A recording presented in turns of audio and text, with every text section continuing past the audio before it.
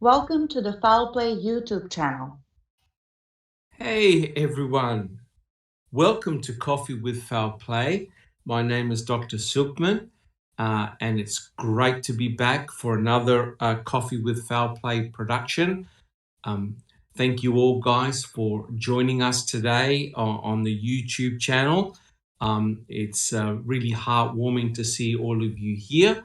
And today's format is going to be very casual. We don't have really any topics assigned. We're going to discuss, of course, various aspects of the Stephen Avery and Brendan Dassey cases, and whatever other cases that you want to bring up.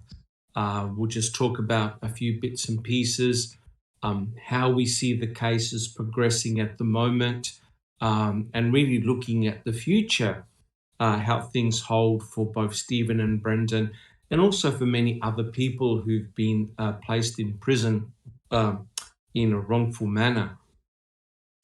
And of course, guys, we've done many coffee podcasts, and we have an extensive presence on our YouTube channel where we have covered many aspects of the cases, and you're most welcome to check out our channel.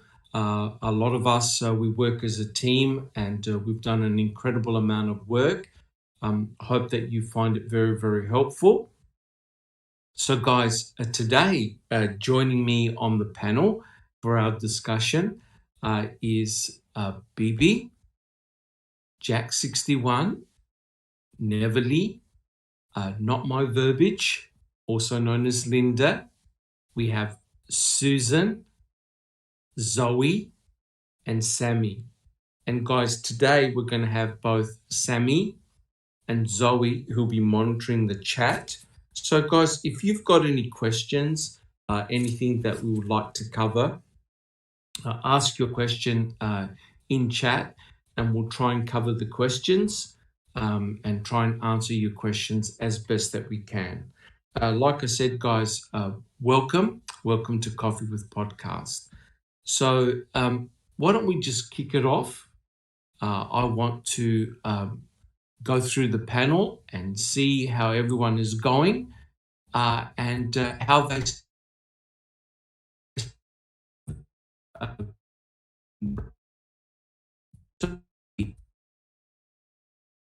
going at the moment for the boys. First of all, welcome. Yeah. A very long holding pattern. Yes. Yeah. That's the only thing I see right now is just this we're in this dry patch in between while we wait. Hurry up and wait. Yes. Yeah, you're right, BB. It actually is very, very frustrating. And you can actually see that from the output of a lot of YouTubers at the moment. It is very frustrating.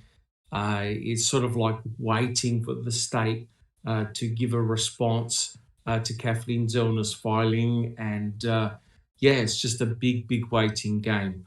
Well, it doesn't help. It doesn't help because they don't put a time period on it. Correct. Correct. And, it could well be weeks, months, hopefully not a year or so, but right. It is very frustrating. It's ridiculous. Yeah, it is very frustrating. I mean, I think people have said that, sometimes justice goes very, very slow, right? Yeah. Yeah. Okay. Thank you, BB. Any additional comments at the moment? No, I'm good. Yeah, awesome. Jack61, how do you see things progressing so far with the cases in general? I think that we won't hear anything from the CO Court of Appeals until spring, probably. That's just a guess. Yeah. And I did notice for Brendan, I don't know how many others have seen it, probably others have as well. There are now 5 billboards that have been purchased for Bring Brendan Home throughout Wisconsin. That's awesome. I don't know if you'd seen that or not, but I saw that on Yes. I saw that on Twitter earlier, and just I think it's a great thing, to put even more pressure. Hopefully, they can purchase more, get the word out even further, because they have to know that Brennan is just so innocent. He doesn't belong where he's at. And yes, I agree. Evers needs to make it right, and he has the power to do it. Yeah, I agree, and you're right. I forgot to mention that, of course, people are still working very, very hard behind the scenes in various YouTube channels. Of course, we're very active, but also I like to mention Paul Capaldi.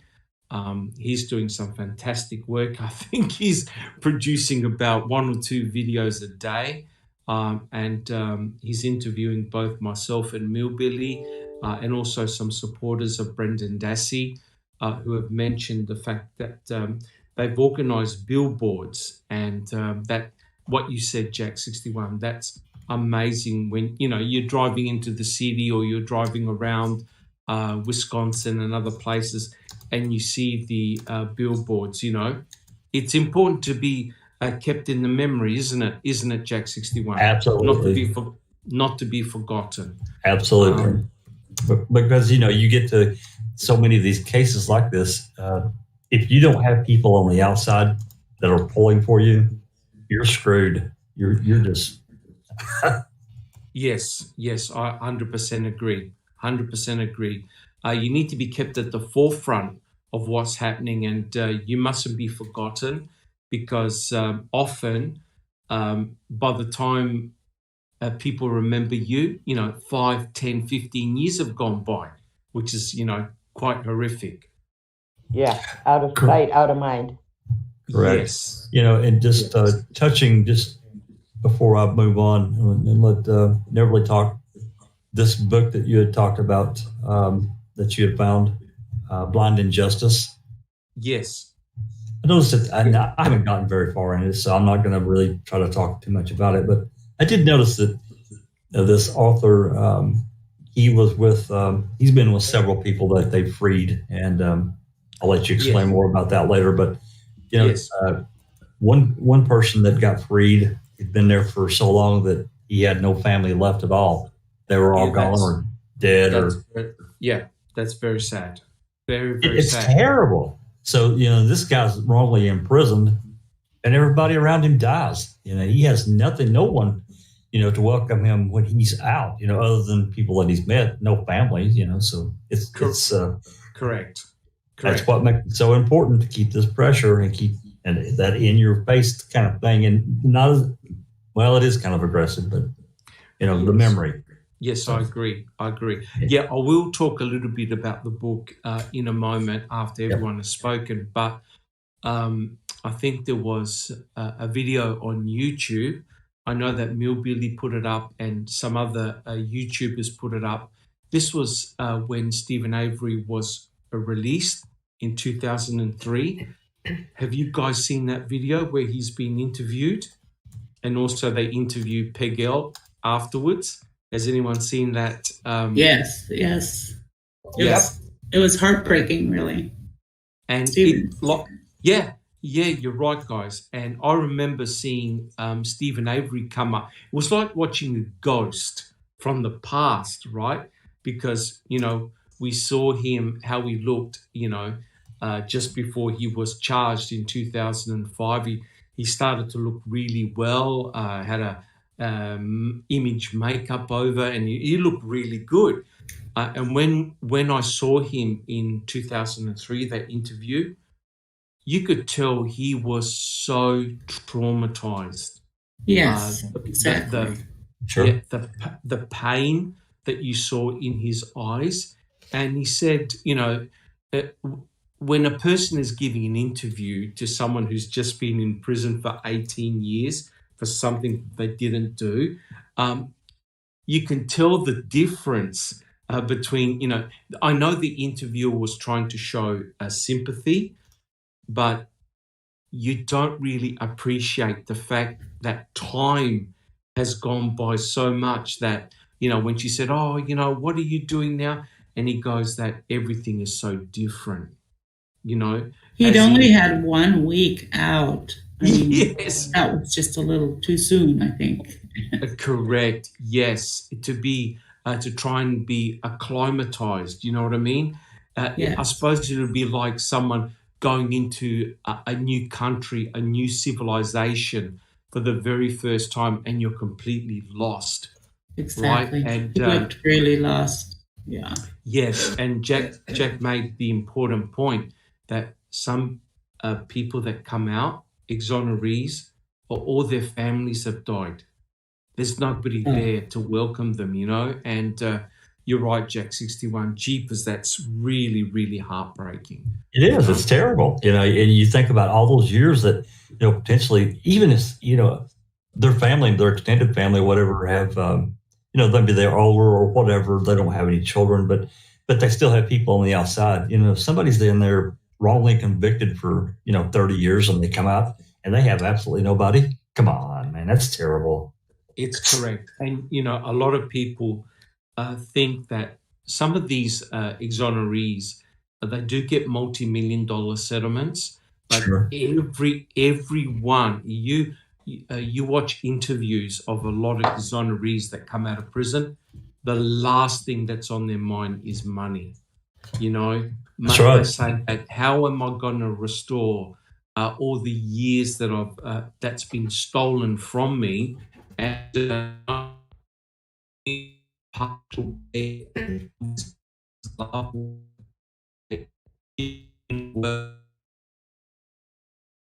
you want, but how are you going to recover those years? Time is time, and you'll never get it back. Correct. Yeah, it is very, very devastating. And another part of that, and I'll shut up. You think about this. I think this one person I'm thinking about. They went into 75 and got out. I don't know. It was many, many years later. Yes. The world has remade itself. Correct. There weren't any real cell phones. There wasn't, you know, computers. Correct. And there were, but, you know, they weren't in our everyday life like they are now. They're integrated. Correct. So that's another aspect that they completely miss out of. Anyway, thank you. Correct. Thank you, Jack 61. Sammy, do you have a question? Oh, no. I'm sorry. I didn't know I wasn't muted. Oh, my goodness. Nope. Yeah, that's all right. That's okay. Thank you, guys. Neverly, what are your thoughts so far on the cases and where you see things progressing? Well, first of all, hello to everybody, to the panel, and to our loyal supporters. It's so good to be here. What I think about that, I agree with everything that's been said so far. It's a slow process. It's uncertainty, basically, that's very, very frustrating. We just don't know what's going to happen. I read somewhere a long time ago that average response time is 18 months. I don't know who said that, but I remember that. And we're like, how far? Not even 6 months. So we have a long time to go for the appeal to reply. Yeah. For the filing, correct. Yes. So there's going to be a long time, especially this is a very hot case. This is a popular case. This is a political case. So I don't know. It's very frustrating. And to just continue on what you were talking about with Jack. Yes. The only thing basically that we cannot buy is that time and happiness. You know what I mean? And correct. The world has changed, and as Jack said, reinvented itself. You know, we have this whole generation Z that's beating to its own drum, basically. And for somebody who's been in prison for 18 years and then, 2 years out and then another, 15 years going on 16? Yeah. Yes. Yeah. I don't know how that man copes and how he stays sane and how he stays positive. And he said it once in one of the MaMs that I caught on after watching, I swear, like 10, 20 times. He said, I don't feel like you're not addicted. No. Remember, I can walk away from this case anytime I want. Yeah, like all of us. Exactly. We don't have a problem. Yeah. No, Uh, thank God.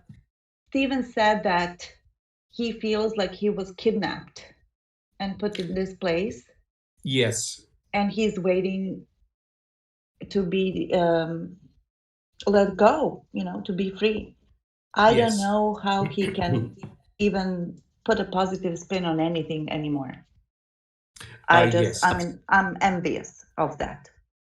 I'm Yes. envious. And just, when we look at our photo albums and, our children, and, yesterday I went for a walk and I went by a park where I used to bring my son who was, he grew up in that park. And now there's some Yes. other kids playing there and my son is over 18 now. You know what I mean? And I'm Yeah. like, where did It's this a time different, go? it's a different generation. Yes. It's a Yes. different generation, So correct. I don't know how he's going to, but as I said, I envy him for his mental strength. Yes, and not only that, Neville, also Brendan's mental strength as well to remain so positive. Yes. And yes, it truly is a tragedy when you think about it. And later on, I'll talk about this book, and you realise that both Stephen's and Brendan's cases are not unique. It's happened to Yes. many, many people in the past, in the present, and also in the future. And unless there are a lot of changes in the criminal justice system, we're going to see these things taking place all the time. Bibi, do you have a comment? Thank you. Well, and think about how awful Thank it you, is for Neville. Brendan. At one point, they told him he was getting out. Yes, in fact, correct me if I'm wrong. I think he gave away most of his possessions that he had in the prison. He gave away his bits They and moved pieces. him out from his roommate and put him in a different holding cell to keep him safe, so nothing would happen to him right before he's going to get out. They told him he was getting. Oh my God! Can you imagine how soul crushing that would? Guess what? You're not getting out. Oops, we decided no. Yeah, that would be devastating. And guys, we've covered this in podcasts where we've looked at Brendan Dassey, and I've never ever seen anything like it. When an Attorney General or Brad Schimmel basically was on the heels of every court decision and anything that went in favour of Brendan. When you consider the judges he had to be in front of in terms of both Nye Ryder and Drizzen and their arguments, and they won. Judge Duffin and then the en banc panel, only for Drizzen, only for Schimmel to dig in his heels and keep on persisting until he got the decision he wanted.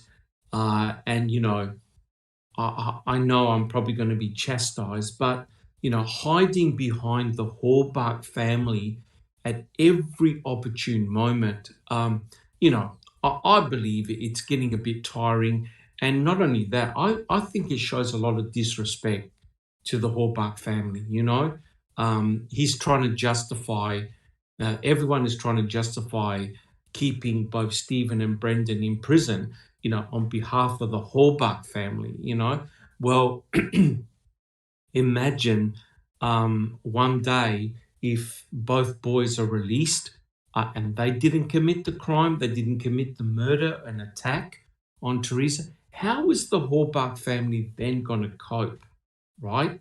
I mean, we all know what happened in the Penny Bernstein case when she was informed that Stephen wasn't her attacker. She went into a deep, deep depression, thinking, how could I make a mistake like this? And we all know it wasn't her that made the mistake.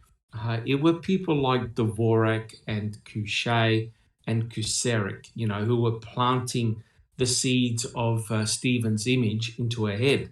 And that's it. Things went downhill. And, you got to keep an open mind. You got to keep flexible. And as Kathleen Zellner has said, if you're guilty, Stephen, my scientists will find that out, right?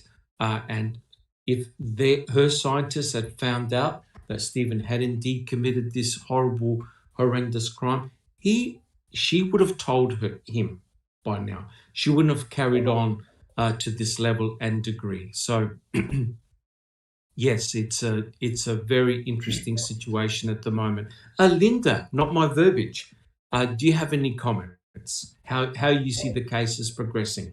Well, Jax kind of took it all away from me. I just see it. I just see it. Well, actually, I see it like everybody sees it. We're just waiting. They don't really have any time. I don't think they're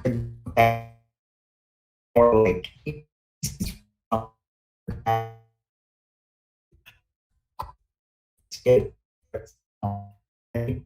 take as long as they have to.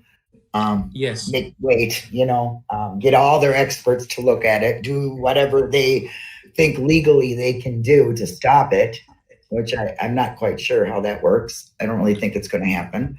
Other than that, I guess I'm just taking the time to put pressure and awareness out about Brendan. So like Jack said, there's 5, I think he said. But they're working on another one.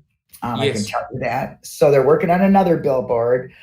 We've got, the videos going out every week and with, people that want to talk about Brendan. So we're just trying to get the word out about Brendan.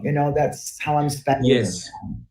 Do as much awareness about Brendan and putting pressure on the governor and just by tagging on to his anything that has his name on it, anything that has DOJ or anybody's name on it, we just tag on there, even a hashtag free Brendan Dassey, Yes. And Linda, that's on Brendan Talks, correct? Right. Your channel, your YouTube channel, where they can find you? Yeah. Linda, would you like to spend a couple of minutes talking about your good work that you're doing on your YouTube channel? I listen in, I watch the videos, and I just think they're awesome. And I love the chats that you have, especially with the Brendan Dassey supporters. You want to spend a couple of minutes just talking about the good work that you're doing at the moment? Well, sure. I don't really think it'll take me a couple of minutes, and I really wish Becca was. I really wish Becca was here. Far away. Becca Nash. Yeah, Becca Nash. I really wish she was here. She really has to take the credit for building the Discord the way it is. I mean, it is called Brendan Talks. Please, anybody who hasn't joined it, please join it. It's everything Brendan. I mean, it is packed full of Brendan. All the podcasts that Tracy Keogh did. Any address is right to him. All of his case files, everything from beginning to the disappointment, the very last part, and ways of how we can bring awareness to his case and to the governor that's there. And we talk about that every week on the new YouTube channel called Brendan Talks, which he named. Brendan named the channel, and that's amazing. I think that's pretty cool. And you also just had a birthday bash for him, didn't you? Yeah, we had a live birthday card. It's something Brendan can see. We also tagged it to the governor so he can see it, because there was people on there making pleas to look at his case, and along with wishing him a happy birthday, we got the wizard on there, and you know how he can be. Get very passionate. I love the wizard. I love the governor.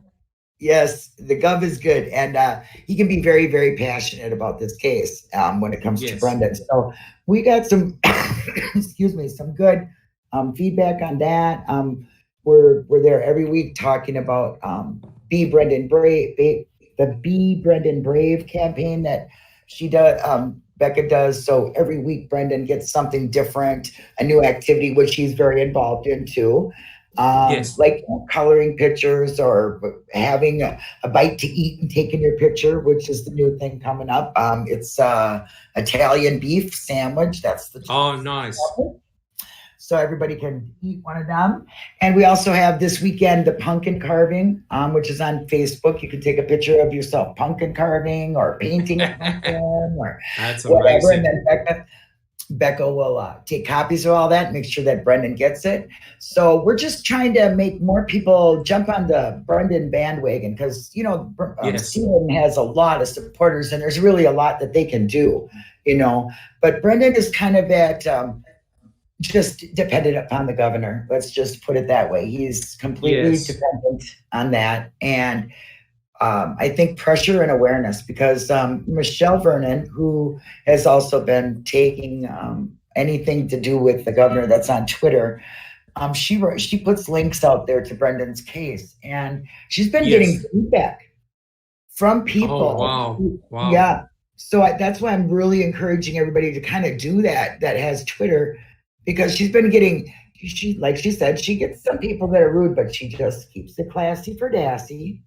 Gives some links, and she's said 3 people so far that were just absolutely thinking he was a murderer and he was where he needed to be have changed their mind. So that's amazing. That is amazing to me. So if she can do it, she's one person just starting this. Imagine a bunch of us doing this and getting awareness to Wisconsin, mainly, where they either put it to rest, made their mind up, or don't know what to do, or know nothing about it, you know? So that's correct. all we're trying to do. Just get people to jump on the Brendan bandwagon and keep his name out there. Any, you know, link his case, his anything, you know, you do anything for Brendan is going to be good. And that's just what we're trying to do. Correct.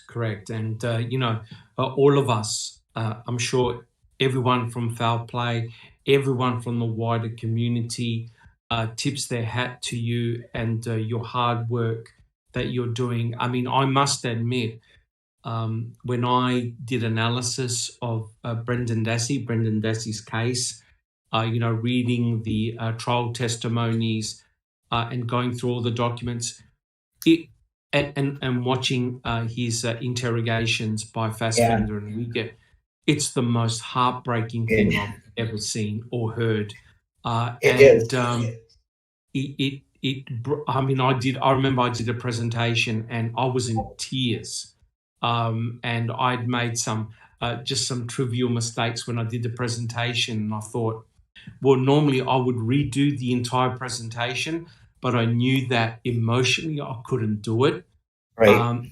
And so it's amazing, you know, Linda, when you think about it, that the way this poor kid was taken advantage of by Fassbender and Uyghur, but not only those two, by the system at large.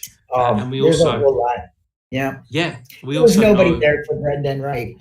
Either, you know, during it and through the fight, you know, his lawyers were doing the best they can. Family and supporters do the best they can, but the state had, like you said, Schimmel was like on it, like stink on, you know. I just don't.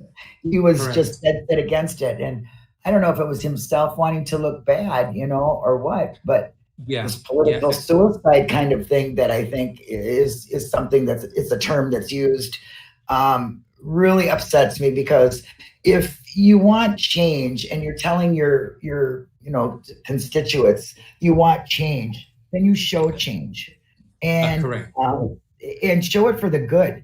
I mean, to take out Brendan, he has really no idea what a big difference in a president he's setting doing that. Yes, it makes a very big change for false confessions and true innocence. I mean, going by what it is, you know, it's merits.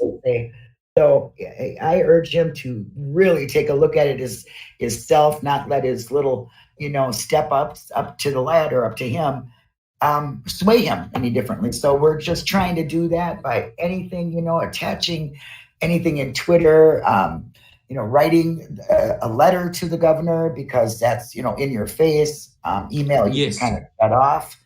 So we're just, you know, and we're always looking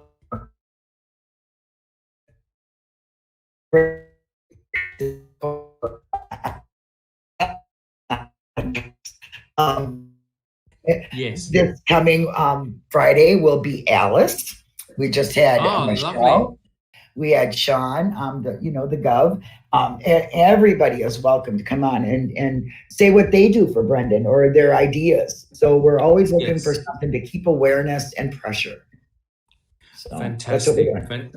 Fantastic. Like I said, I tip my hat off to you, Linda. I think the work that you have been doing, as well as many other YouTubers. Yeah. I think it was Rebecca Keogh, who is that correct, Rebecca? No, it's Rebecca Nash. Let's give her a big shout out. Okay. Yo, Becca. She's biggest Brendan supporter I can see outside of Tracy. And well, there's a lot of supporters. I shouldn't just exclude them. But Becca works night and day to make sure Brendan has a better happiness, whatever it can be there. And that's what we're all about, to try to make Brendan happy and bring all the awareness and pressure. So at the same time, it's not easy, but Becca does a great job. Thank you, Becca. Fantastic. And also there was another lady, I think her surname was Keogh. Tracy. Tracy. Yep, that's Tracy Keogh. Yep. She's the one who's done a series of podcasts. Yes. Brendan Dassey. She's the one, Doc, that I saw that made the post about there being 5 billboards now. Yes. And they are taking money up for them too, by the way. I don't know how, but you can get a hold of Tracy Keogh, who you're mentioning. And yes, and her podcast also is in our Discord in Brendan Talks. Fantastic. You know, at the end of the day, right, we are like a big jigsaw puzzle, pieces everywhere that interlock and fit together. And, we all gotta, when you think about it, we all have to come together to fight the good fight, because I feel that we're now, especially now, producing a united front where people lend their speciality and their passion for the causes. Because don't forget, guys, do not forget, as much as I hate to say it, Stephen's and Brendan's cases are not unique. Their situations, their similar type of situations have occurred to hundreds of people in the United States and no doubt worldwide, where individuals have been falsely in prison for some, 40, 50 years, until finally forensic evidence or DNA evidence or the real killer has confessed. This is a scary occurrence, guys. And you're right. You're really right. It's important that people in power get to hear about their cases all the time. The pressure needs to be put on. Otherwise, they will be forgotten. They really will be forgotten. Okay. Thank you very much, Linda. That's awesome. Okay. Next on, no pleasure. Next on the panel, I'm too scared to introduce her. I'll say, thank you, Judge. Susan, sweaty boy, whoever you are, tell us your thoughts about the cases so far. Thank you, Sherry.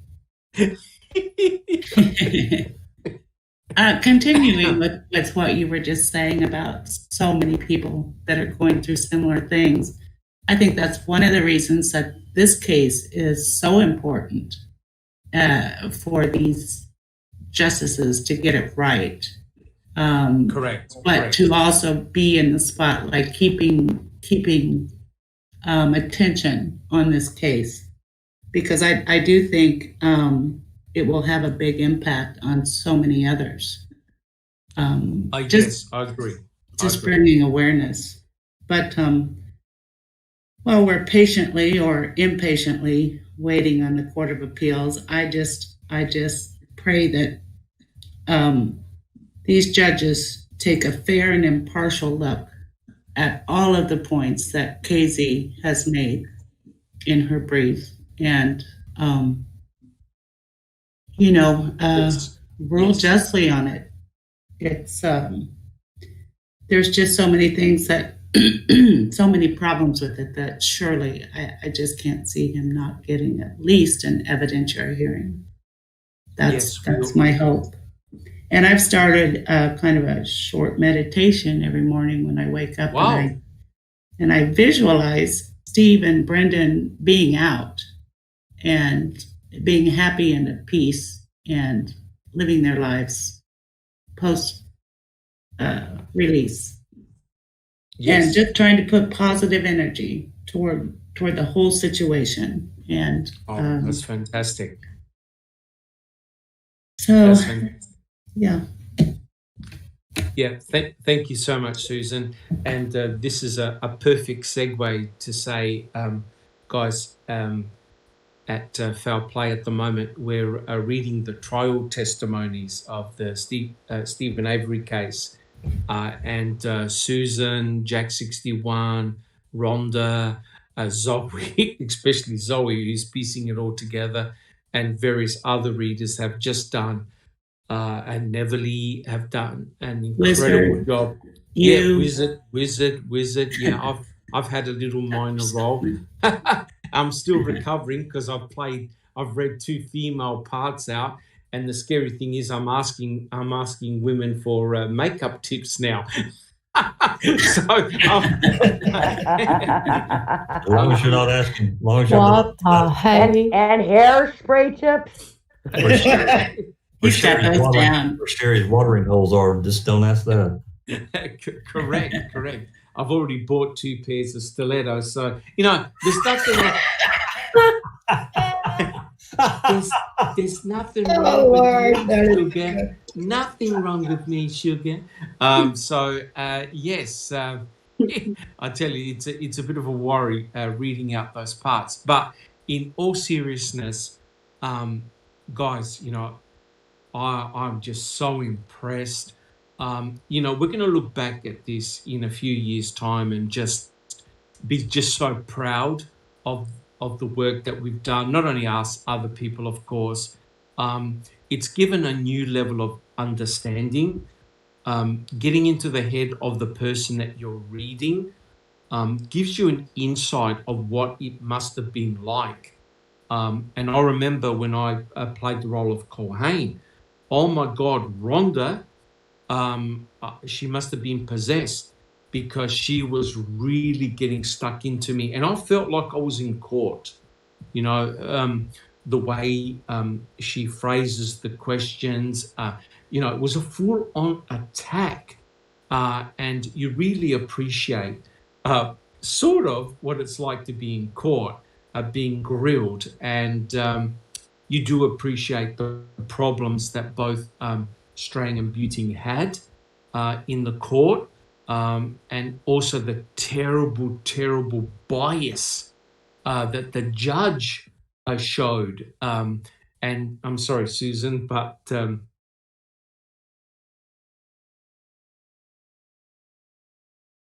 absolutely had the judge in his pocket. Susan, you want to make a few comments because you played Sweaty Boy. Yes, I have. I've come to appreciate even more Dean and Jerry job that they did. I know they missed, a lot of things, but hindsight is 20/20. But they really did, I believe, win so many. I don't know if you call them arguments in their conversation. And the fact that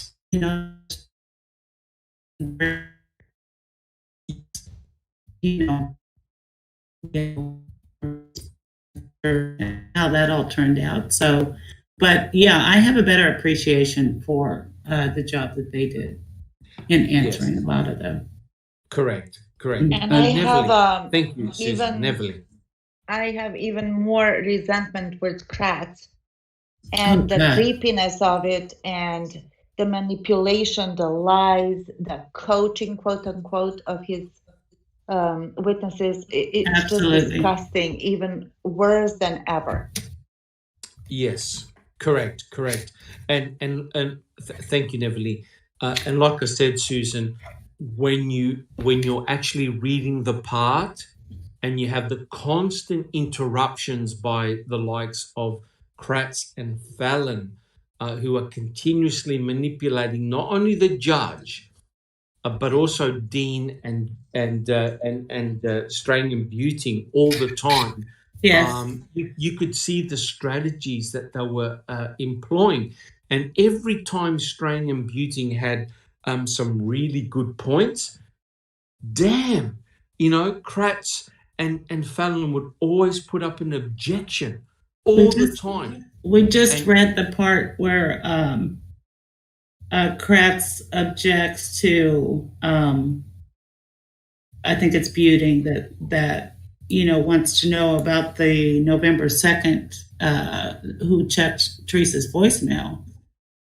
Yes. Oh, God, yes. And Kratz goes off, like, if you're going to suggest that she was alive and blah, blah, blah. I mean, and then the judge doesn't see the relevance of who checked her voicemail on November 2nd. I mean, that is just gigantic. I mean...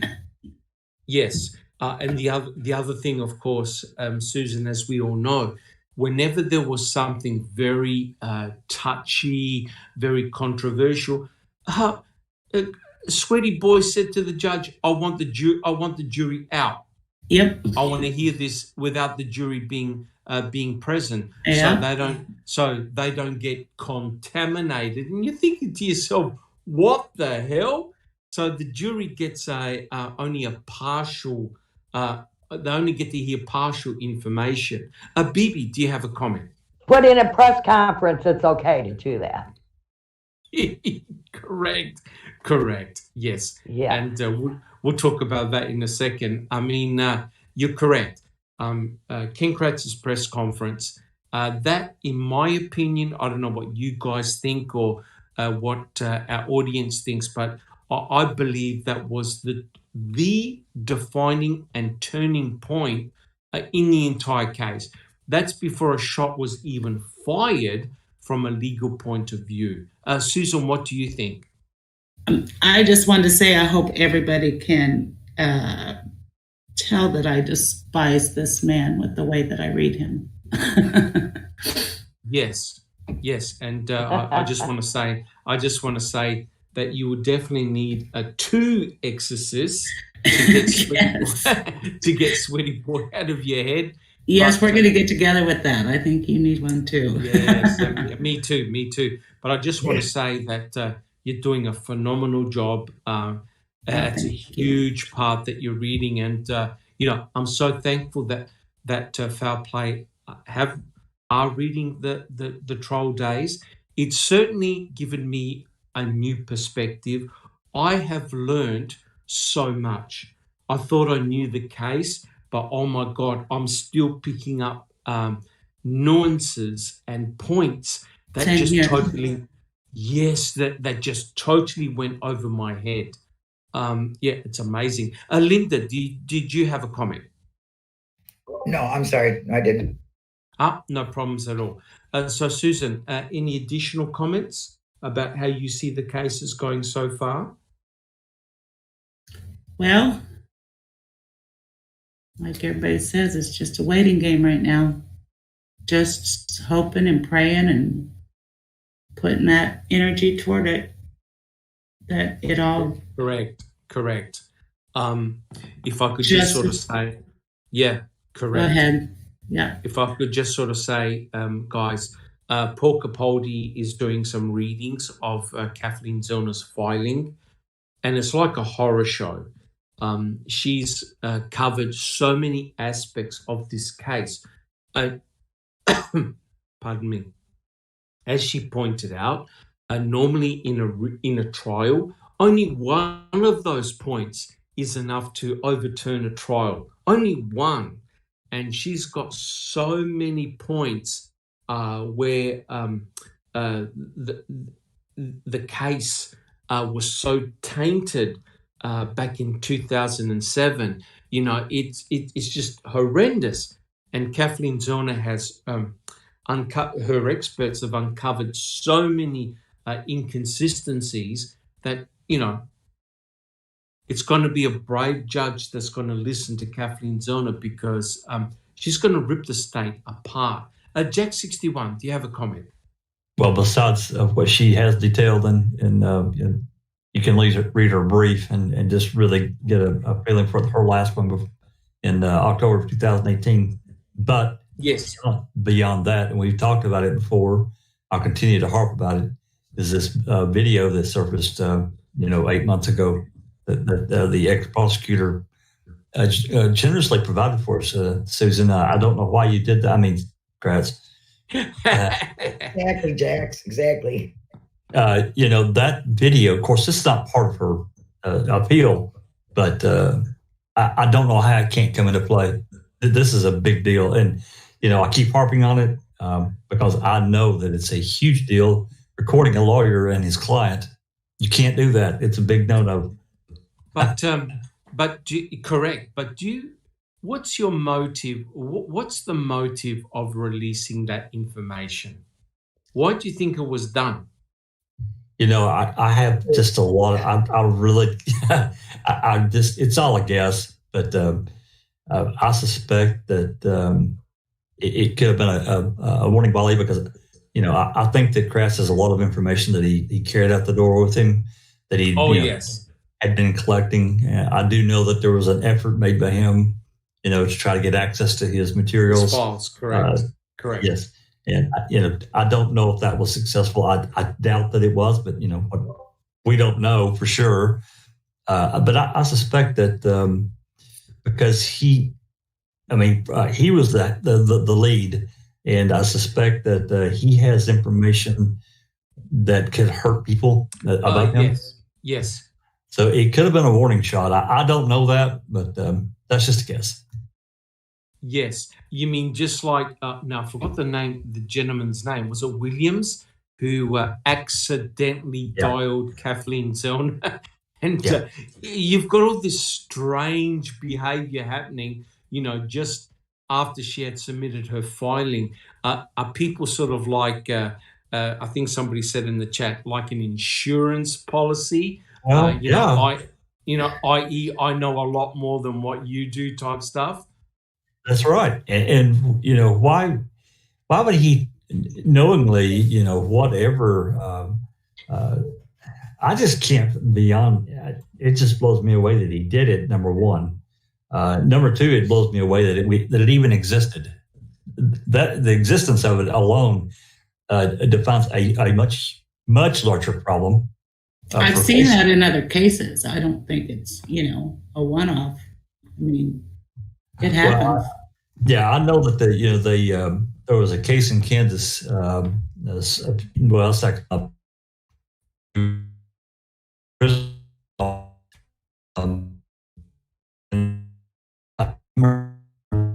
can't remember exactly how it was, but there was a massive lawsuit that got put up and was actually settled at the millions and millions of dollars over this whole deal. I also find it very interesting that Kratz pretty much disappeared from social media not long after that. That's right.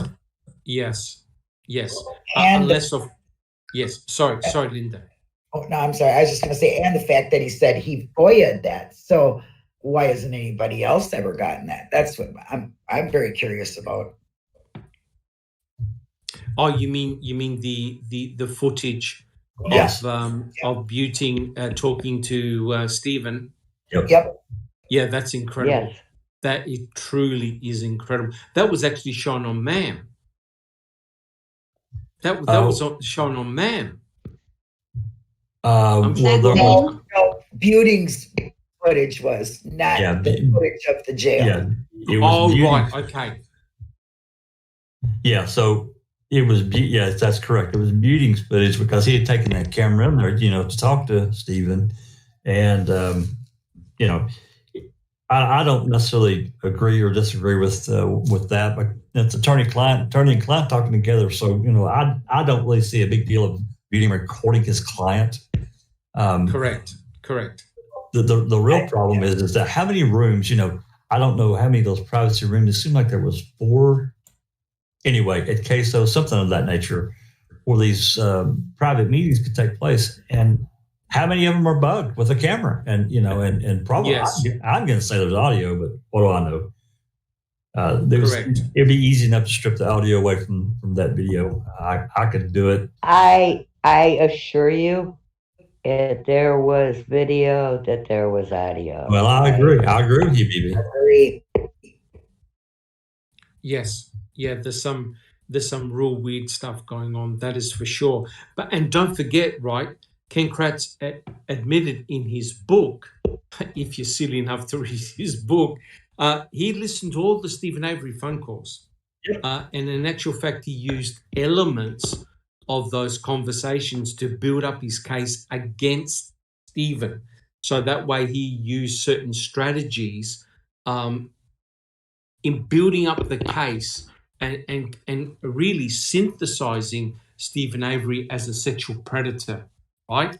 So he definitely tried to get any advantage that he could.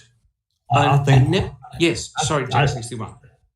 I'll just say this. I think that we've seen, throughout everything, all the electronic stuff, everything that we've read so far, we're really kind of dissecting this testimony. But I think that it's clear that Kratz had standing orders to use every means he could of everything he can get his hands on to use against Stephen. And how much was, we have to think about Brendan too, because Brendan was there, so how much was he monitored? Of course, he had Kaczynski there for a while, so Kaczynski reported everything anyway. Correct. So I guess Correct. it mattered. Correct. And of course, we mustn't forget that Fassbender and Wiegert had set Brendan up to call his mum, right? Right. And as a consequence of that, they used that part, and the guilters love shoving that up to say, well, look, he admitted to this, he admitted to that. No, he didn't admit to anything. If you properly analyze the call, especially if you understand the background in which those comments were made, he didn't admit to anything nefarious. Context is everything. Correct. You got to remember that Fassbender and Wiegert had convinced Brendan that his uncle had murdered Teresa Halbach, right?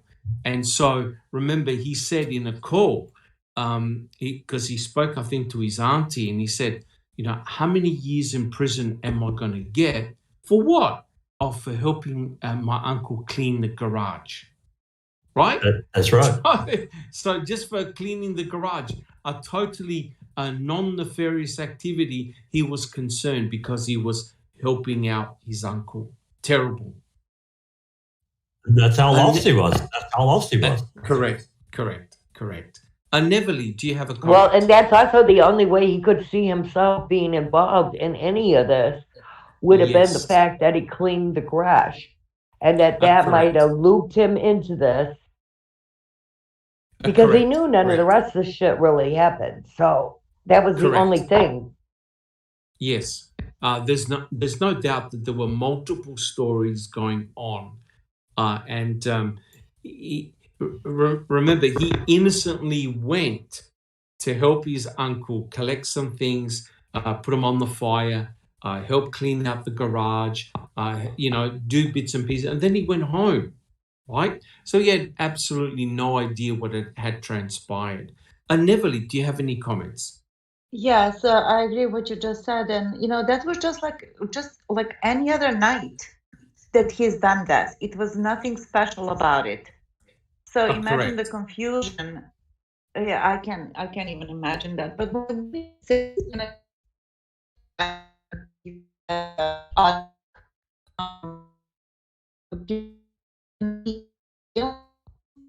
and I'm going to say it again, how many other bits and pieces does he have? And I believe he has a lot, because the state is the one that receives first any report, any activity, anything, any findings from the investigators, right? And then they decide whether they're going to use in the case or not. And they're not stupid, naive, or anything like that. It defies even, any kind of reasonability to think that they would give something to defense that would free their client, right? Correct. Yeah. Correct. Yeah. I would like to add something here as far as the video. This is absolute proof the people on the other side of the law are in the habit of breaking it on a daily basis, and people have not actually made a big deal about it. It seems like it is common practice to me. It's a huge deal. It's It's a appalling. huge deal. And since we're talking about, what other gems they have, there was a question from a supporter, Iced Coffee, in chat. Right. Yes. Asking, do you think the original flyover footage will ever see the light of the day? We know that there was like hours on hours of flyover footage, and that the defense received only 3 or 4 minutes. And Correct. Pratt Heavily edited. incriminated himself by saying, oh, we couldn't see anything because it was blocked by the trees. Therefore, he saw it, right? So that was her question, or his question. Correct. Thank you, Neville. Sammy, do you have a comment? Well, you asked the question when we got started about how we see the case going. And I kind of just want to expand and add a little street tone back into this conversation. A little slang here. It's going as expected, as far as on my part, what I expected. Delays every chance they get. I see Stephen and Brendan as hostages, and no one is willing to take the responsibility for being wrong or doing wrong on the other side of the law. Okay? Yes. And it's their way or no way for them. Correct. And that's how this is going. And I have spent a lot of time talking to guilters lately, and I'm going to tell you right now, Stephen Avery and Brenda Dassey are not seen as human beings. No. And as far as how this case is going, it seems to appear to be nothing more than an inconvenient issue that they would rather not spend a moment on, as far as I can tell. Correct. That's just 100%. my opinion, my observation, and still where I stand. Correct. And Susan, 100%. I found it very inspiring. The meditation is it's very conducive to their release. So I wanted to thank you for that. I believe in the power of positive energy. Yeah, you're right. It sure can't hurt anything. Exactly. Me too. Thank you, Susan. On top of that, I want to thank Foul Play and everyone who has been collaborating with Foul Play in any way, shape, or form, any member, because I see so much positive going on and I love it. And I just want to say thank you to all of you. It's incredible. It is incredible. It is incredible. Thank you very much, Sammy. If I could just quickly go back to a point someone made in chat about the flyover video. Look, there's no doubt that piece of footage is critical. It's like the Zapruder film in the Kennedy assassination. That flyover video is going to reveal a lot of very important information, right? Now, there's no doubt that they, because it was Pagel, Hawkins, I believe, and Drum was the pilot. And Drum was spoken to regarding the flyover that he did. And he had mentioned, and it's in a CASO report, basically Pagel and Hawkins, I think it was Hawkins, don't get me wrong, correct me if I'm wrong, they basically didn't say a word because Drum said that, if they said something, they said nothing to me, right? So the pilot knew what he was looking for. They were looking for a blue, green, I think it was dark green at that stage, Toyota RAV4, right? Now, we all know that at the back of that Toyota RAV4, what do you see? What do you see, guys? Sticking right at the back. The giant neon sign of the tire cover that says RAV4. Yep, that says over Toyota here. RAV4. Find me. Correct.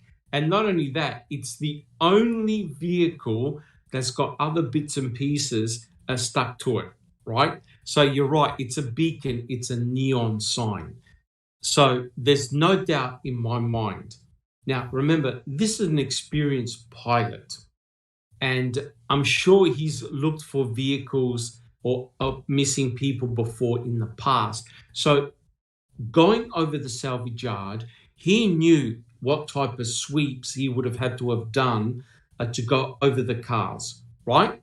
Now, he never saw a Toyota RAV4.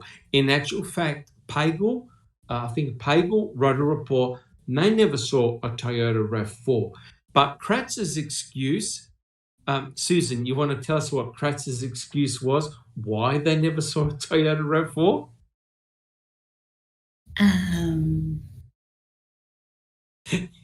Sorry, my mind's blank.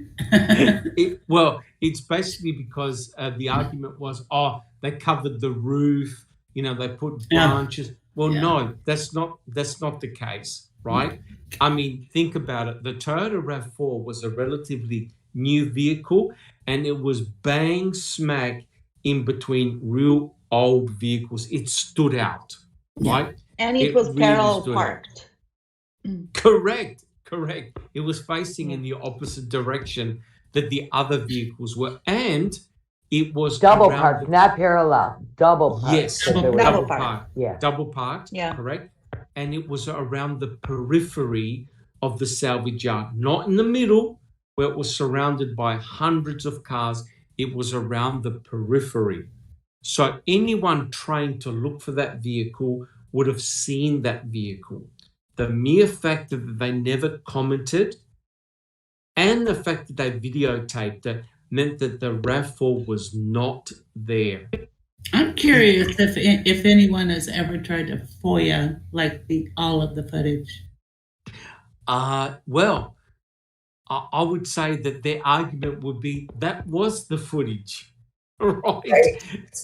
Yeah. So their argument is, that's all we got. That's all we got. So that won't, if there's raw footage, that's gone. I can bet you it's gone, or it's in Kratz's safe, in someone's safe. Right? Yes. Or their underwear drawer. That he shares with Leah. Yeah. Correct. Yeah. So, Dr. Silkman, I'm sorry. Yes. Iced Coffee has another question comment. Yes. She says, the other thing I've been hung up on lately is the RAV4 damage, just trying to figure out most likely causation. And I think you're a perfect person to talk about that. Well, I mean, if we look at the damage of the RAV4. Thank you. You've got no, thank you. You've got the blinker light. That's obviously the RAV4 hit something because you've got real big damage on the bumper of the RAV4. And the light has been popped out. Now the light, it's held on by a cable, right? So someone obviously had to get out of the RAV4 and disconnect the light from the cable and put it in the back of the RAV, because that's the photograph showed that the light is actually at the back of the RAV. Now the question is that nefarious or non-nefarious? Well, if Teresa Horbach hit something, then I could understand her going out and taking out the light and putting it in the back of her RAV. But think about this, guys. If, say, she was forced off the road or she was run off the road and she hit something that caused damage to her RAV4, then that meant that she had to go out of her car and open the back door of her vehicle to put in the light. Now, if you look at the work done by Kathleen Zellner's expert, the blood spatter expert, he showed that Teresa Horbach was attacked at the back door of her Toyota RAV4 because she must have been hit with some blunt metal object, causing the spray of blood to go from Teresa straight to the back of the door. So maybe all of that is linked together. In other words, she hit something, she may have been forced off the side of the road, she may have hit a deer, we don't know. But some damage has taken place whereby she's actually gone out of the vehicle, picked up the light and put it in the back of her RAV4 and was attacked. We don't know, it's only speculation. The other possibility is this: whoever brought in the RAV4 to where it was ultimately found, say on the Friday night, hit something, hit a pole or another vehicle. And as a consequence of doing that, they had to get out and get the light and put it in the back of the RAV. Why? Because if the investigators found the light, they would have determined that someone was driving it through the quarry onto where it was ultimately found, right? So it's interesting that that damage to the RAV is very, very important. Neverly. I personally think that Ryan had something to do with that because he kept talking about it on and on and on. He was the one who introduced about it and told that lie that she, reported it and took the money or didn't take the money. And there was no proof of that. Absolutely no proof of that. So correct. Why would he be talking about that? And then Ice Coffee says that she thinks that it was Bobby maybe hitting the deer with it. Well, in other words, yes. Yeah, driving it, yeah. Yes. Well, what is interesting is this. Thank you. What was very interesting was when Bobby was questioned during the trial, he said that he saw the deer being hit. He said he didn't hit it, but he had observed the deer being hit. I wonder whether that was a Freudian slip, and because people have speculated that Bobby Dassey had followed Teresa Halbach out of the Avery salvage yard. So there's no doubt the fact that Zona's blood spatter expert had found the blood on the back door of the RAV indicated that the way she was attacked behind her own Toyota RAV4 door. The door was open and blood had sprayed, obviously I think from her head, straight to the back of the door. That completely blows the state's case out of the water. Now, Brenda never ever mentioned, well, we bludgeoned Teresa Halbach in the head and then we put her in the RAV4 and then we took her out of the RAV4, blah, blah, blah. None of that occurred. Brenda never mentioned anything like that. And you know what? Neither did the investigators, because the investigators had no idea what had happened. And as you know, what did the investigators say? The state's investigators say happened to Teresa. Oh yeah, that blood was because they flung her in the back of the RAV, and clearly that's not the case. Neverly. Yes, Ice Coffee says another key piece in my eyes. Was it swiped for prints? Do we know the light? Well, this is it. This is. But it got a good polishing, eh? Yep. That disappeared. Correct. I had a look at, and not only me but others as well, have had a look at the light in the back of the RAV4. There's clearly a brown stain mark on the light. And when you look at images that were taken, I think, by some of the photographers, that stain is gone, right? So the light has been cleaned up. And what did Kathleen Zona wanted to do? She wanted to do microtrace analysis to see if, to determine what vehicle or what object the Toyota RAV4 had hit. Well, someone has cleaned the light up. Bibi? Well, there's that paperwork. There's that paperwork that says that they pulled it out and repackaged it, remember? And correct. They took a photo of it then, and suddenly that line's not there. So I guess along with repackaging comes a good buffing and cleaning and were no prints ever retrieved off of it? Not that anyone's seen the light of day. Not that I know of. But therefore, if they've cleaned it and none of that processing has happened, someone has tampered with evidence. Oh, well, breaking the law again. It looked kind of smudged up, and it had that stripe down it of this brownish thing. But that's all gone in a later picture, and there is the paperwork that says around the time that Zellner was wanting that light and they wouldn't give it to her, that they pulled it, repackaged it for some reason, and then replaced it, and they took a photo of it, I believe then too, because there's a photo then later of it where it's all clean. Yeah, I think that sounds like tampering with evidence to me. Oh, there's no doubt, because we actually have the in situ photo of the light in the back of the RAV, and you can clearly see a dark brown smudge on the light. Right, That it light, looks like there might even be fingerprints on it. Maybe there's, possibly. like some little smudgy marks and whatever. Correct. Yeah. I'm looking Correct. for the photo right now, Doc. If I find it, I'll get it posted real quick in the comments. Oh, awesome. Yes, and we actually covered that in one of our coffee podcasts, where I put up the photograph of the light as it was in the back of the RAV, and the latest photo that the investigators took. The light is cleaned. So, Yeah.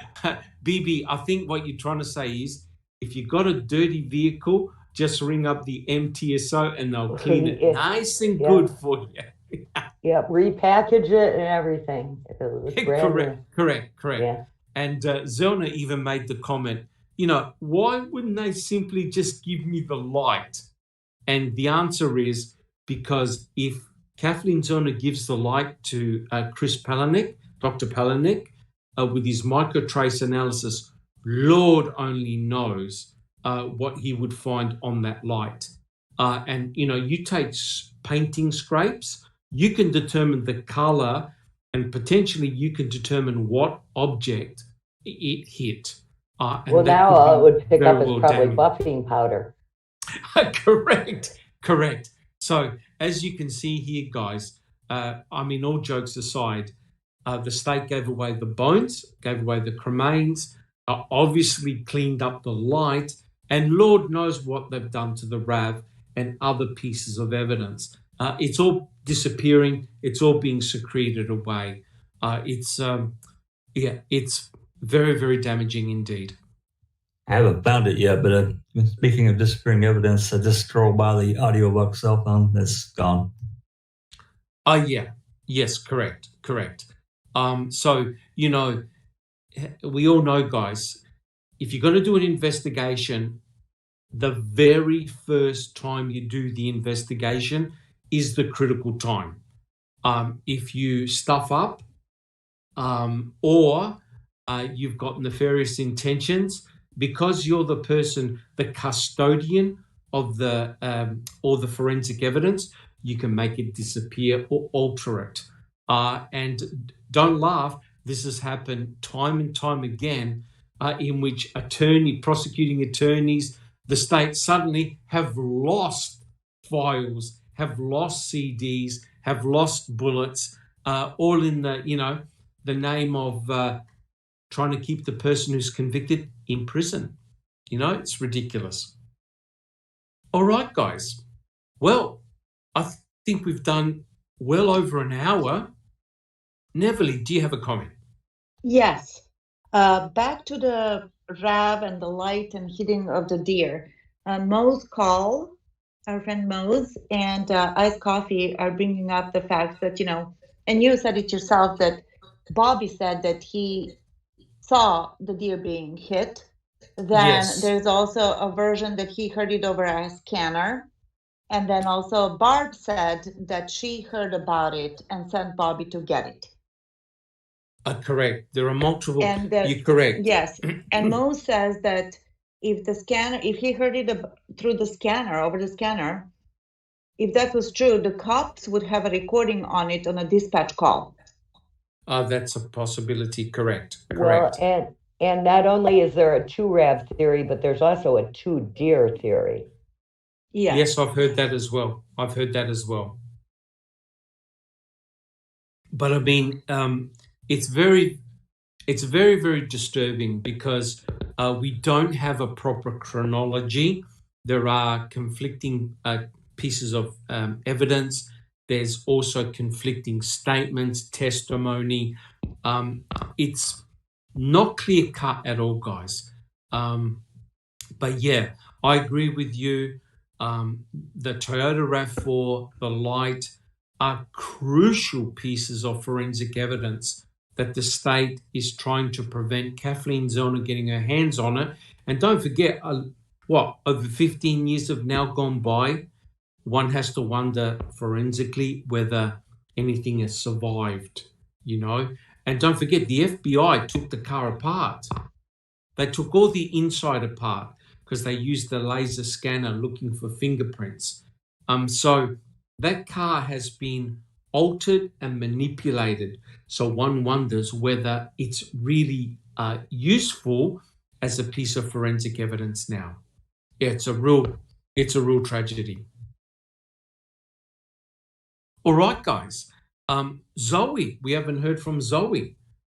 Zoe, are you willing to make a few comments on how you perceive the cases are going so far? I think everybody said all I wanted to say, but there's just only one thing I wanted to add, and that is that I really hope Stephen's parents make it so they can see Stephen when he walks out of prison. It would just break my heart to, if they passed away before Stephen would be released. So I just really hope they make it. I'm with you on that. Correct. Yes. Yeah. Zoe, thank you so much. And you're correct. I mean, when someone's in prison, as we all know, it has a domino effect. It affects everyone. And all we have to do is look back at the Penny Bernstein case when Stephen was placed in prison. It destroyed him. It destroyed him. It destroyed his marriage. It destroyed his relationship with his children. And it also affected his family's business. Yeah. Because in prison, sexual predators are not tolerated very well at all. So it would have been very, very devastating for him and his immediate family. It would have been terrible. Jack 61. Sorry, Linda. Sorry, Dr. Silkman. The community is also affected by not having a justice system that works. Correct. Nice. Absolutely. Correct. Jack 61, do you have a comment? I just shared the two evidence photos in the chat of the parking lot. So good.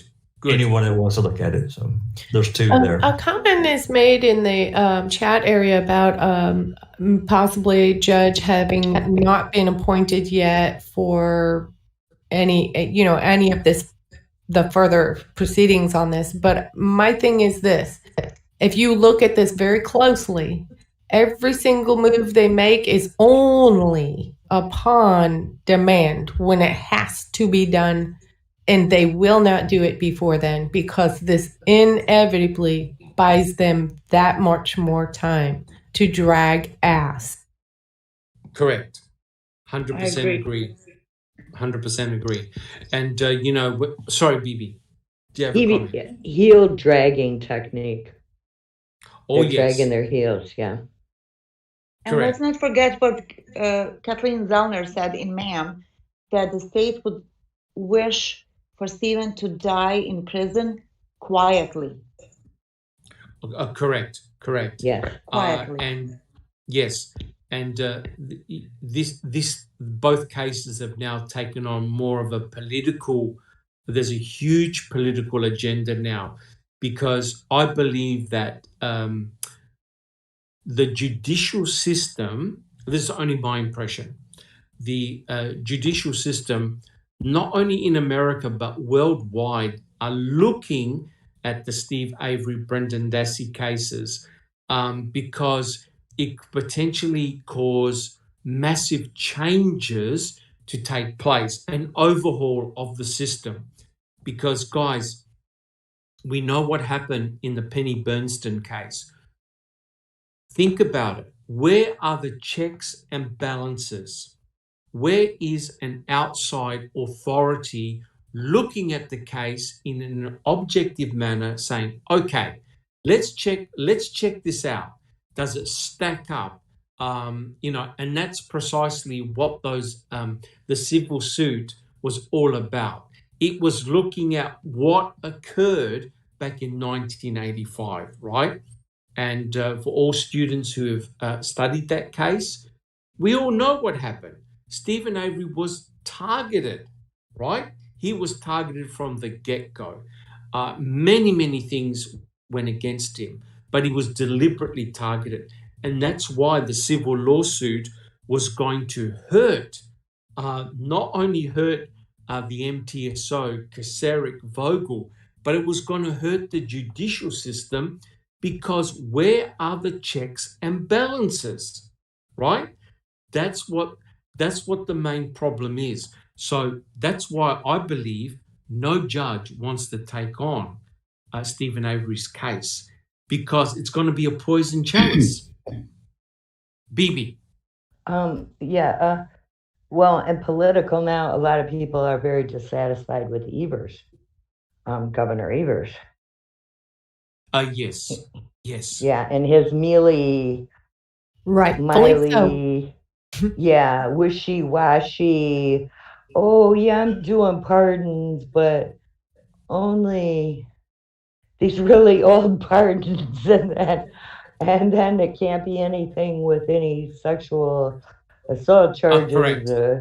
Yeah, they had to already be done serving their time and out for 10 years, but then we'll give them a pardon. Correct. There are so many conditions that neither Stephen or Brendan will ever apply. It will never apply to them. Remember, these guys are in the business of law. They're also in the business of keeping people in prison, right? They're not going to make it easy for either Stephen or Brendan to come out. No, they're not, and we know all the reasons, right? As you said, turned out to be political and whatnot, and it's a very tough battle. I commend Zellner being there. Yeah, you guys, if we believe that Stephen and Brendan had nothing to do with this case, with Teresa's disappearance, killing, and dismembering and whatnot, who did it? Where is that person? Roaming free? Yeah. How come nobody talks about that? You know what I mean? I have said it so many times. I am about to fall out of my chair. Yes. And correct. Just like in Penny Beerson's case, you know what I mean? Correct. Think about this, guys. The remarkable thing is the injustices, the massive injustices have already occurred to Stephen with the Penny Bernstein case, right? So it is a coffee book template of when the legal system gets it wrong, and gets it wrong big time, right? And so if you think about this, right, we all know that Stephen Avery was never anywhere near Penny Bernstein on that fateful day in 1985. And think about this. It meant that police officers, prosecutors, judges, lawyers, jurors, witnesses, and the media all got it wrong. And they spent decades trying to cover that up. Decades. Correct. So, as I've said, they knew it all along. Yes, they did. Right? Not people taking a fall. All of them have to take a fall. I think that's what the problem is. That is correct. And of course, we haven't got time to talk about it now, but the Penny Bernstein case is your classic case that you need to study and examine in detail to understand what happened to Stephen in 2005, right? It's the same exact thing, except the stakes are now higher because the victim is deceased. So right? That changed, but it's the same thing. It is the same players, correct? And it's the same poor suspect who's been nailed again. Bibi. And it shows that if they want to, and they want to make you guilty of something, they are capable of doing it. Yes, there's no question. No They question. had all the Not witnesses of only all that. those concrete people for where Steve was. He had a cashier's receipt. He was seen on the video at the store. There's Correct. no way. Yep. Correct. They Sam. absolutely have the ability, and they absolutely will do it without batting an And they proved it eyelash. twice. They proved it twice. Yeah, Correct. they're not Correct. batting an eyelash. They'd rather not even look back. Yes. Now, Yeah, guys, and Iced Coffee just said in the chat, sorry, Dr. Silkman, no problem. that this case is so historic. Steve did the past cases. It's the same characters, same tricks, seen again and again and intertwined. Correct. Amen to that, sister. Correct. Now, let's talk about this. I want to get your opinion. All right, and I'm going to ask everyone on this panel. Now, say the Penny Bernstein case never took place, and hence Stephen never went to prison in the Penny Bernstein case. And all we know is that Teresa Horbach went to the Avery salvage yard, took photographs, and then no one heard from her again, right? So in other words, Stephen Avery never had this past association with law enforcement. I don't think we'd be sitting here today. Right? Now, put it this way. So in other words, the police had nothing against Stephen Avery. And you got the testimony of Bobby Dassey, who admitted seeing Teresa Horbach drive up and take photographs. And he gave this incredible story that he had left, right? Tell me, do you think Bobby Dassey would be free or in prison right now? Bibi, what do you think? Bibi? I don't know. Okay. Jack 61. Prison. Neverly. I'm sorry, can you repeat the question? Yes. If none of this had taken place in the past, so in other words, Stephen had he wasn't in prison previously, he had no prior convictions with the MTSO, and you heard Bobby Dassey's testimony and the fact that they discovered all that violent porn on his computer. Would Bobby Dassey be free or in prison now? In prison. In prison. Linda. I second Neverly, in prison. Susan. Yes, prison. Zoe. Oh my God, sorry, I have to mute two devices. Prison. Yes. Sammy. Oh, yeah. Prison. Yeah. Yeah. Okay. So that goes to show the incredible amount of bias and tunnel vision that affected Stephen Avery. Guys, would you agree with that? Absolutely. Yes. Of course. That's yes. remarkable how when you look at all the pointers, now I'm not saying that Bobby Dassey murdered Teresa Horbach, but you guys brought up a brilliant point. You're saying that if the police want to target you for whatever particular reason, they can paint any scenario they want to make you look guilty. And when you think about it, Bobby Dassey was in a very precarious position. He had no firm alibi apart from Scott Tadich, right? And when you look at Scott Tadich and his past, his violence to women and his violent past, I'm telling you, they probably both would have been sitting in a jail cell. And it's remarkable. Very likely. It's remarkable how with all of that out in the open, law enforcement turned a blind eye and focused solely on Stephen Avery, Who was the only person in the county that had a civil suit against the county? Stephen Avery. Who's the one that took the rap and is now life in prison? Stephen Avery, right? And Brendan Dassey, he walked into it himself with his coerced confession. So it goes to show, guys, the power that law enforcement has and the investigators to make anyone look guilty, right? And of course, it's more than just that, because we've got the RAV4 with Stephen's blood. He was targeted. I believe he was set up. All right, guys. Without doubt. Yes. Look, guys, we've gone well over an hour. It's been fantastic. I just want to quickly, if I can, mention this book that I've been reading. I'm not going to go into a lot of detail, but it echoes very much what we've been talking about today. And the book is called Blind Injustice. It's by an author by the name of Mark Godsey, Godsey.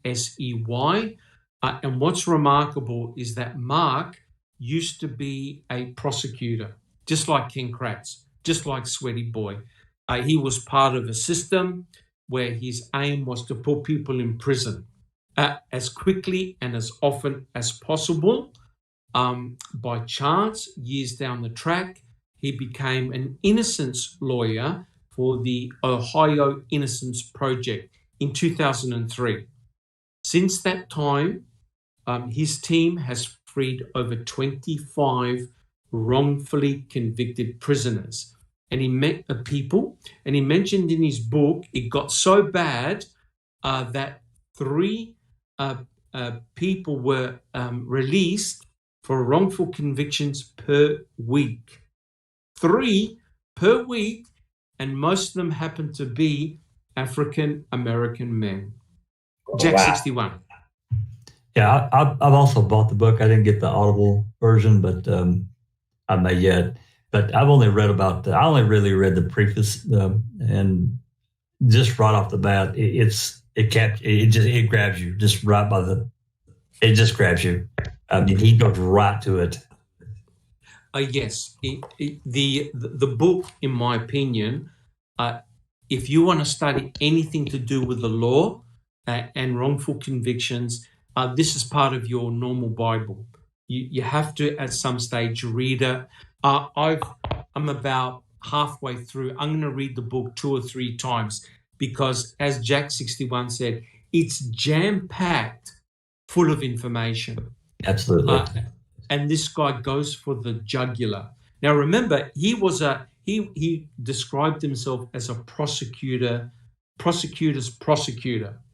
He was all part of the establishment of putting people in prison, and the judicial system believes that if you are adjudged to be guilty, you're guilty no matter what, right? They don't want cases to go on and on and on. Is that right, Jack?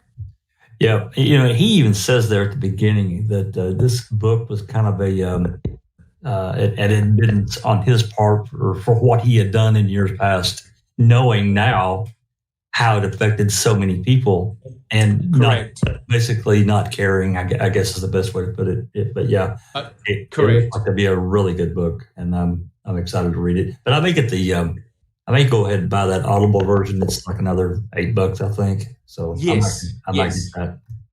Yes. If the narrator, you got the Audible version, right? Yes, I do. I have. Is the narrator good? Oh yeah.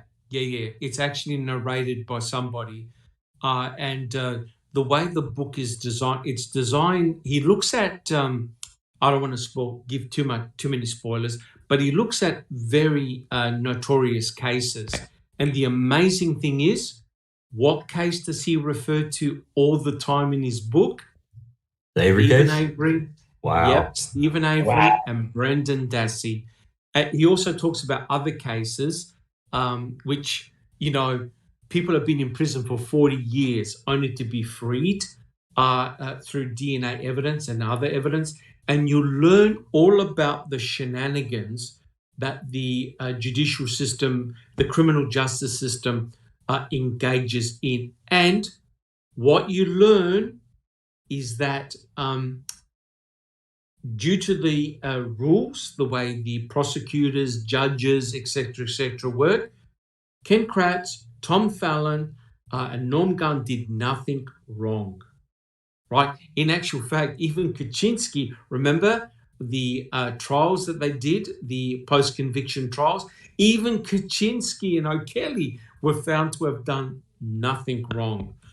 That goes to show how badly ingrained the system is, in which the prosecutors, judges have done nothing wrong because the laws are written to protect them.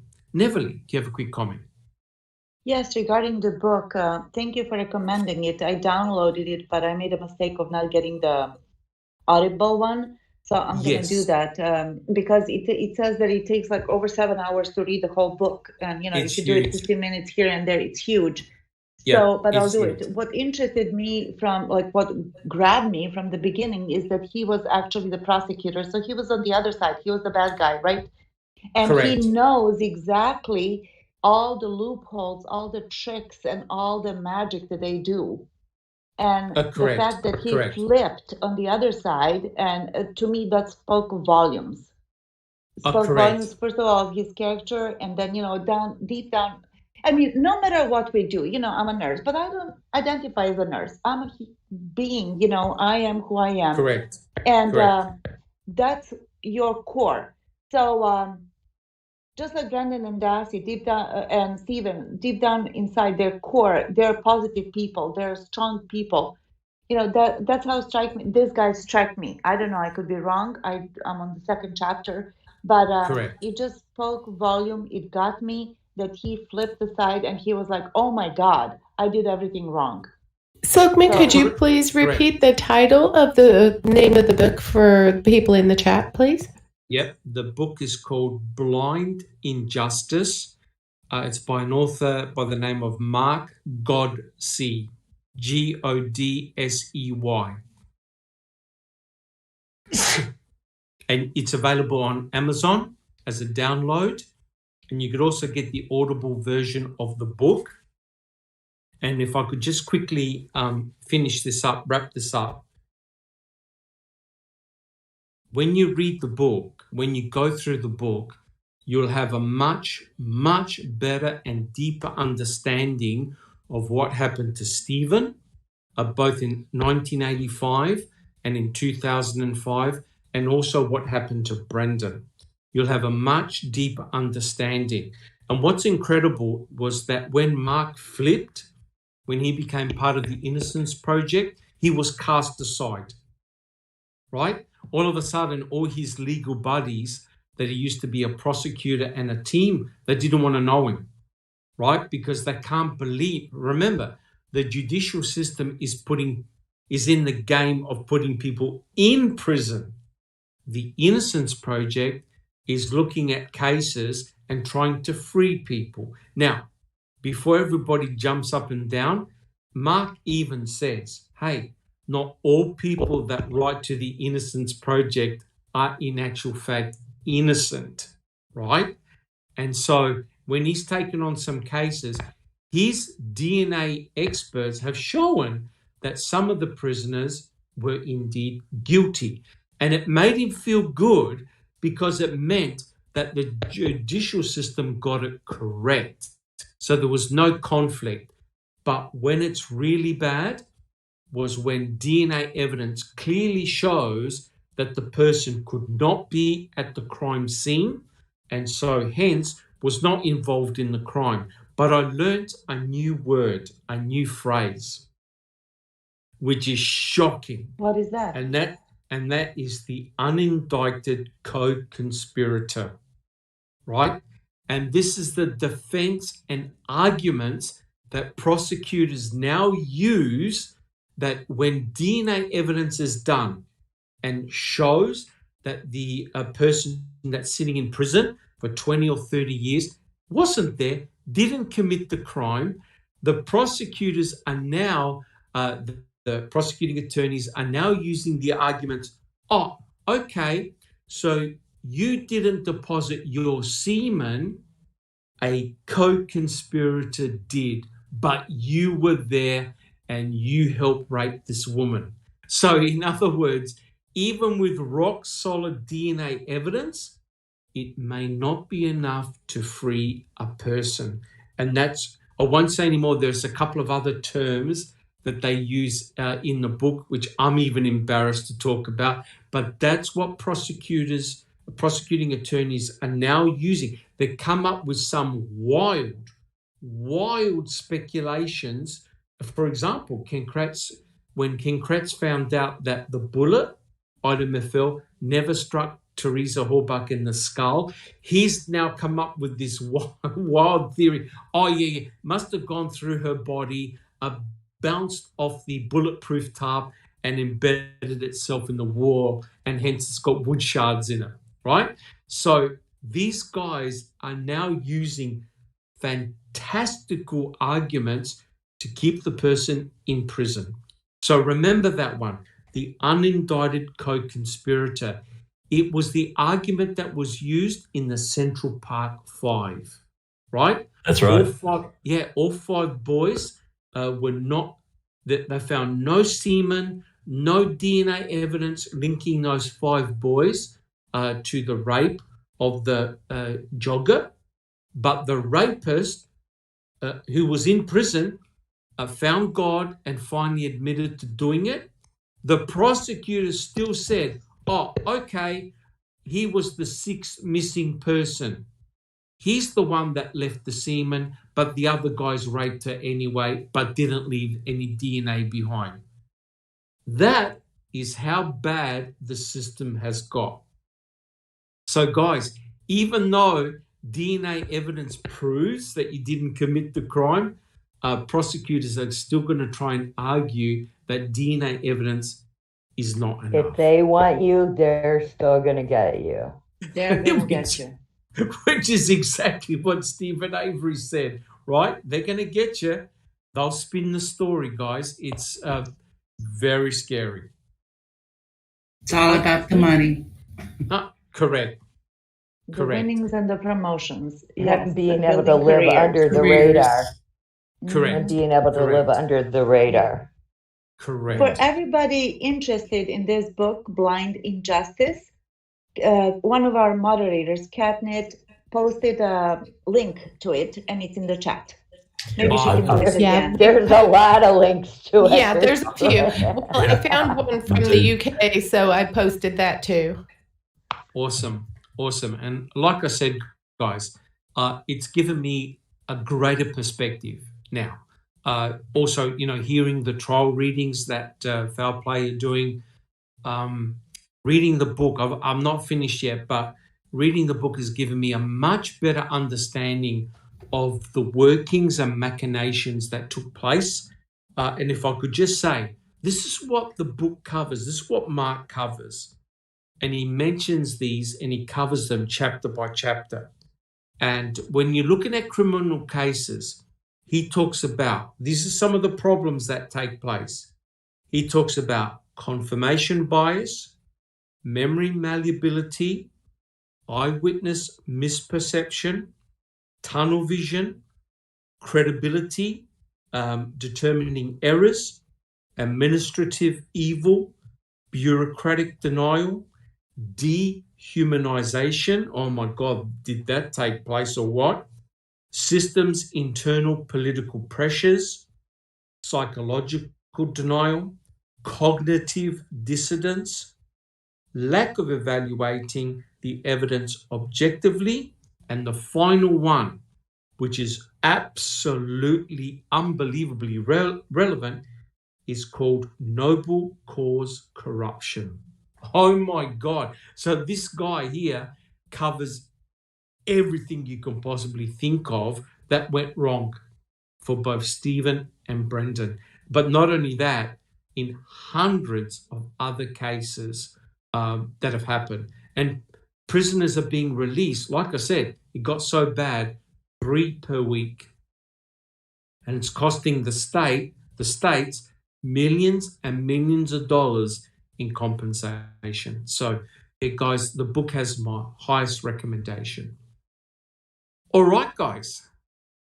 Can we have any final comments before we bring the podcast to a close? Bibi.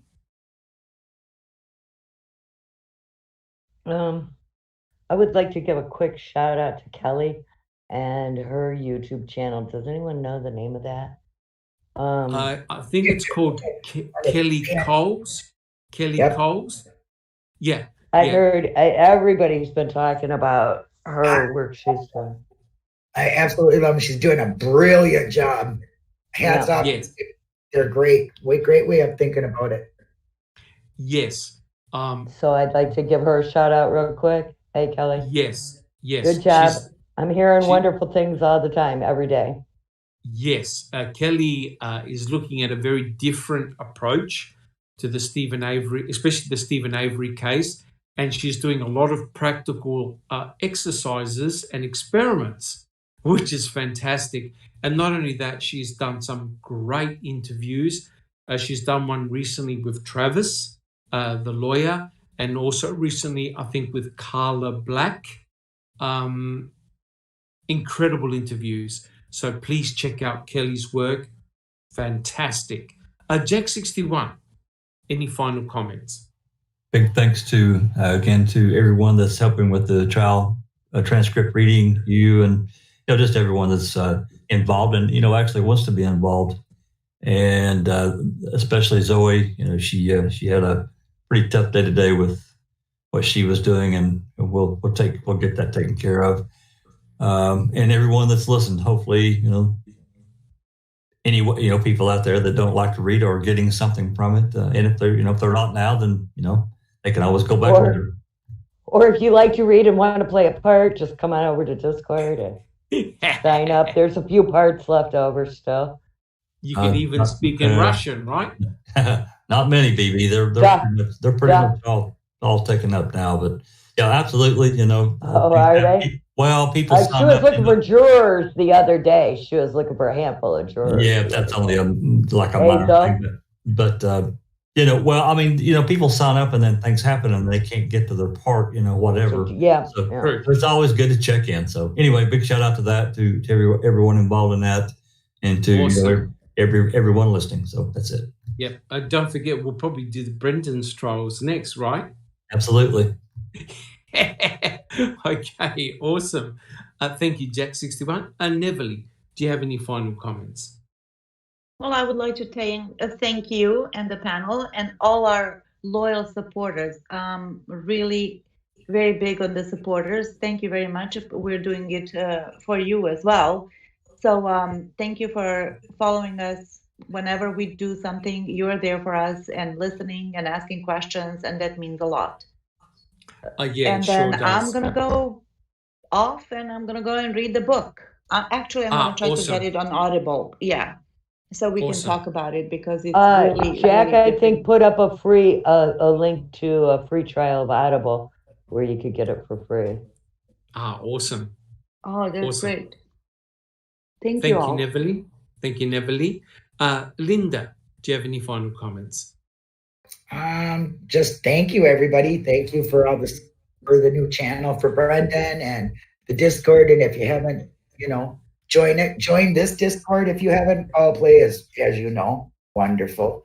I love my family here. And just thanks to everybody. Thanks for all your input and all your support. Thank you so much, Linda. Judge. Yes, Judge. Do you have an opinion, a final opinion? Dr. Silkman, I'm thinking maybe you would like to read this part. I'm still having nightmares. Trust me. I'm still having nightmares. It's been a great conversation, and just thank everybody involved, and I look forward to the next one. Awesome. Thank you so much, Susan. Zoe, do you have any final comments? No, just thanks to everyone who's supporting us. And yeah, I'm just tired. I'm sorry. Thank you, everyone. So, and thank you for your enormous amount of work. And I never even knew you spoke Russian, Zoe. I don't. I really don't. She channeled it from somewhere. That's right. Mm-hmm. That's right. Oh, That's right. I do not speak Russian. Say moose and squirrel. Exactly.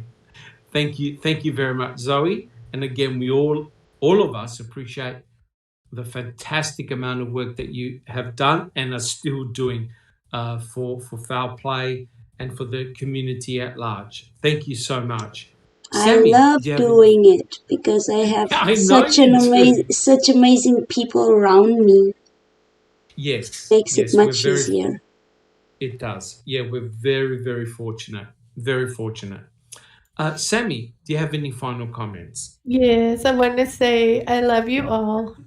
Everybody who is listening from all over around the world, I hope that you have a wonderful rest of your day, your morning, your evening.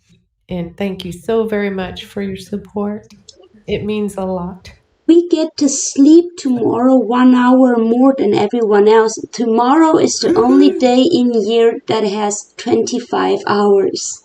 Why? Awesome, good for you. Yeah, we changed. Your day changed. Yeah. We changed to winter time. For a couple of weeks yet. You change it next week. Next week, BB. Is it next week? All right. Yes. Awesome. Don't ask me yet when we're gonna meet next week. Don't yet. Oh no. We're going through the time warp. Oh, correct. But but isn't this incredible? We are from all over the planet, but we're all together for a common cause. And it's really not just for Stephen Avery or Brendan Dassey. It's really for anyone that's been incarcerated incorrectly. There are a lot of, where are the checks and balances? And hopefully a podcast like this and all the hard work done by other YouTubers, hopefully I know it will pay off. And that's really incredible. All right, guys. Well, look, thank you so much. Thank you to the listeners. Plenty of questions in there. If you've got time, come and join us on Discord. I know BB, Sammy, Zoe, a lot of the guys are on there all the time, welcoming new members and fielding your questions. If you have a specific question, say on DNA or something like that, just mention my name and I'll try and answer it as quickly as I can. Thank you so much, guys, and we will see you all next week.